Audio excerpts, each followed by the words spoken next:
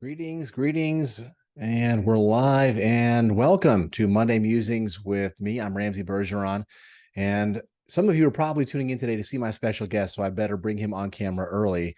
This is Bodhi. Come here, Bodhi. Say hi to Bodhi. And Bodhi is a rescue that I picked up on Friday to be Gizmo's little brother, and he has been fantastic so far.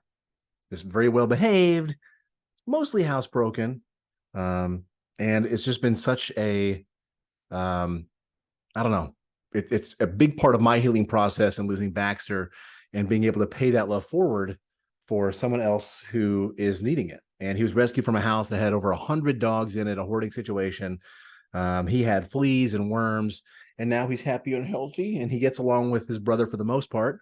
Gizmo's still a little resistant to a little brother, and that's kind of what I want to talk about on today's show is how to teach an old dog new tricks and how is this applicable to you. And if you haven't figured it out yet, it's because you're the old dog. So I'm going to set Bodhi back down so that you can actually pay attention to what I have to say today. But this is Bodhi. Say hi. He is 9 weeks old, and he's a little bundle of love. And he's behaving himself right now in a little bed behind me. So if I'm turning around, that's what's going on. So teaching an old dog new tricks. So Gizmo had two older brothers, Baxter, who just passed away recently, and then Charlie, who is the Jack Russell that I had for, before I even met my ex-wife. And Charlie was very abusive to Gizmo. Charlie was starting to have sundowning. He was going deaf right when we had adopted Gizmo as a puppy. And he would growl at Gizmo, and he was very possessive of my ex-wife and I. And it was challenging for Gizmo. And as much as we try to show Gizmo love, Charlie wouldn't really allow that. And Gizmo's been welcoming to Bodhi, but sometimes he still gets in his old ways where if Bodhi wants to lay in the bed with him, which Bodhi's laying in his bed right now, but Gizmo's not in here, Gizmo will go, Grr. Like he won't snap at him, but he'll show teeth like, this is mine, this is my area. And just, I'm trying to break Gizmo of that habit. And Bodhi's been here 3 days, so it's going to take, some work and some patience and some love. But because Gizmo wasn't shown how to show like love to another dog. He's very possessive, and it's going to be some work to get him to think about it differently and to train him. And they say it's hard. You can't teach an old dog new tricks. It's because they've learned what they've learned, and that's how they do things. And that applies to us in so many ways. And sometimes we'll write off a dog and say, well, that's how he is. But we have the ability to view things differently. We have the ability to shape how we think.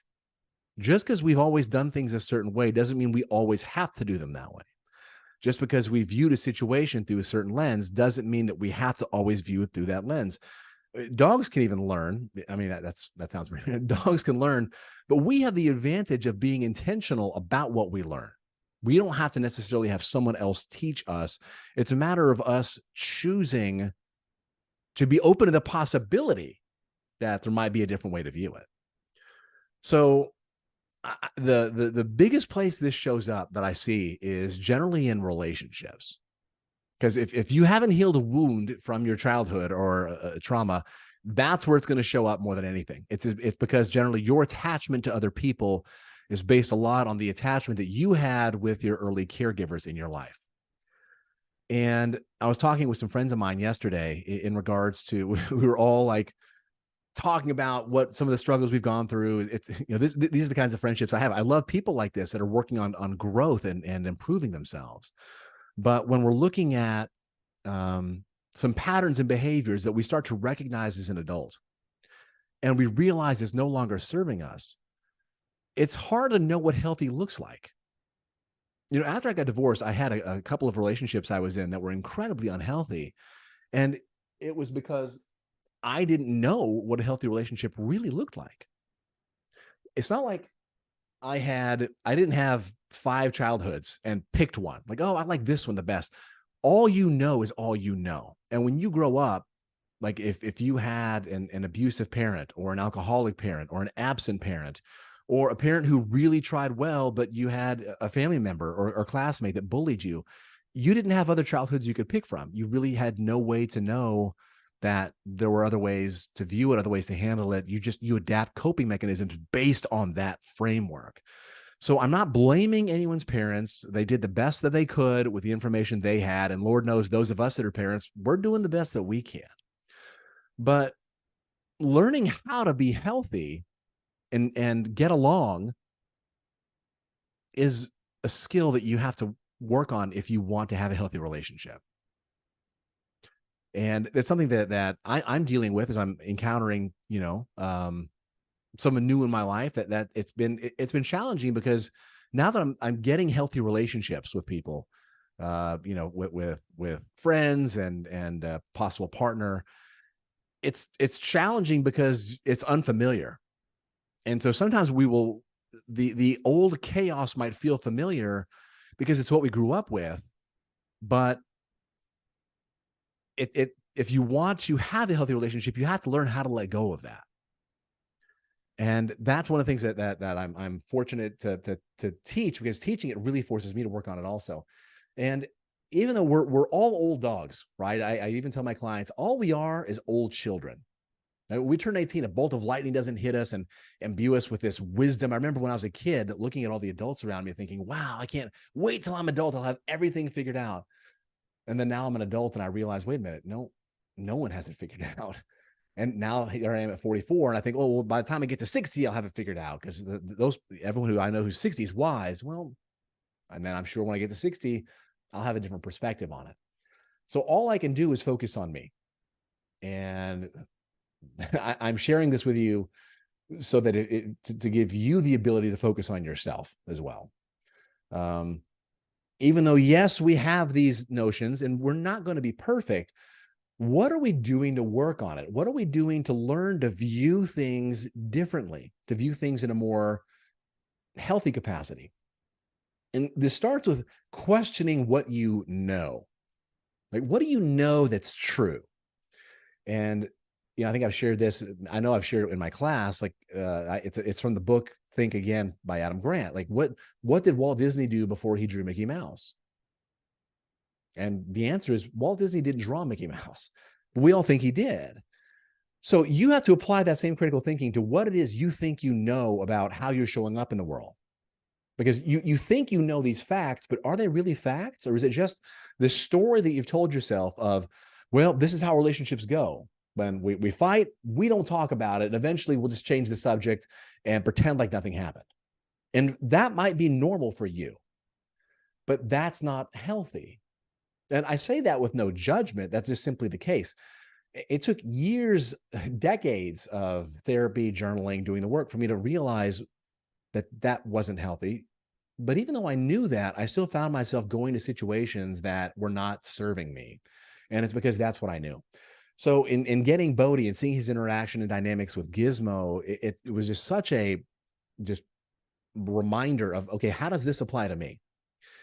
How can I learn to change? And again, so I said the first step here is questioning what you know, like really being objective and having awareness. Everything starts with awareness. How am I showing up? What's the truth versus what's the story?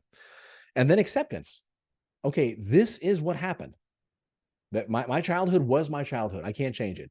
When I was 5 years old, my dad poured Coke down my pants because I brought him a Coke instead of a Diet Coke, and he was mad. That happened, right? So that chaos was something I was familiar with, but I don't want that. I don't want that for my life. I don't want that for the lives of anyone that I'm around or with. So having acceptance for how I was raised and acceptance for who I am now. And then the next step is conscious choice. What do I choose to do with that information? What do I choose to do? And sometimes it's really hard to be objective when it comes to yourself. When it comes to what do I need to do to heal? What do I need to do to grow? And this is where different modalities, therapy, therapists have transformed my life. I've had some really amazing people who I've worked with over the years. Coaches, I have a coach that I work with that I'm very happy to work with. In a relationship, is your relationship a safe space? Like, are you able to share how you feel with your partner without worried that without being worried that it's going to be thrown back at you? Like, do you feel you have that open communication, that open connection, that non-judgmental zone where they can share with you and you can share with them?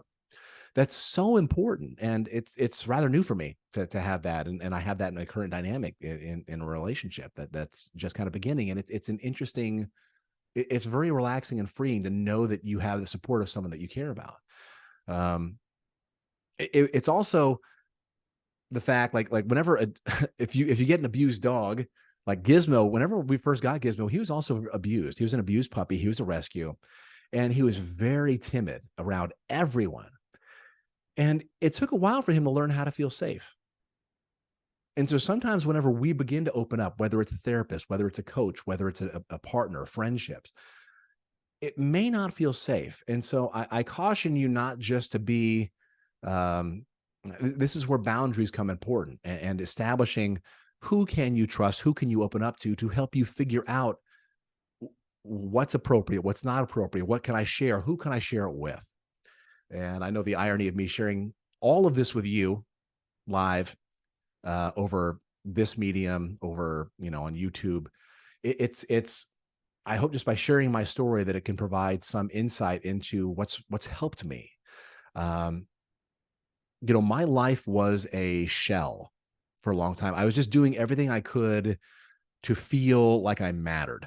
And that's why I wanted to be as fit as possible and do these Ironman races. And that was the old dog tricks of me wanting to fit in and not really learning that there was a different way to do things. And the peace that I have found in just having the awareness of how I show up as an old dog, the acceptance of who I am based on my childhood and my upbringing, and making the conscious choice to view things differently, to think before I respond in situations, and to have empathy for other people because they're in the same boat. Everyone you meet has this going on. Like, some people have done more work than others, but we all have things that are from our childhood that may not have served us. And trauma is different for everybody. You can put three people in the same situation and it could have traumatized one person and not the other two. And it's not fair to judge someone based on what, like, if it's traumatic for them, it's traumatic for them. So you can't say, oh, that's not that big of a deal, or it could have been worse. Like, honor that. And I think having that empathy for other people has helped me understand that we're all doing the best we can at any given moment. Even Gizmo, he's just doing the best he can as an old dog, welcoming a new little brother. And I'm doing the best I can, figuring out life post-divorce, and it's been quite the ride, quite the journey. And I'm so, I'm blessed. I really am very fortunate to be able to have people that were there for me in some dark times to help me find the better version of myself, the best version of myself that I'm still uncovering today. So be kind to yourself, old dog. You can learn new tricks. You can find happiness. You can view the world in a different way. You can find love. You can find purpose. And if you want to help with that, actually, in less than an hour, I have my emotional mastery class. It starts at noon Pacific time. You can still sign up. Go to bergeronwellbeing.com/EQ. It's a free 5-day workshop, help you figure out why emotional intelligence is important, how to know what even you're feeling, how to describe what you're feeling, how to communicate with other people, how to have a healthy relationship. And that starts here in about, 40 minutes. So sign up. Would love to have you join me. Let me know, what is your biggest takeaway? Put in the chat. Let me know what your biggest takeaway from today's live show is. I appreciate you. I'll bring Bodhi back on camera so you can say bye to him, buddy. Yeah. So goodbye from Bodhi and I. He'll be doing more cameos, I'm sure, and be in some upcoming videos. So I appreciate you. And from Bodhi and I to you, have a great rest of your day. All right, there you go, Bodhi. Good boy.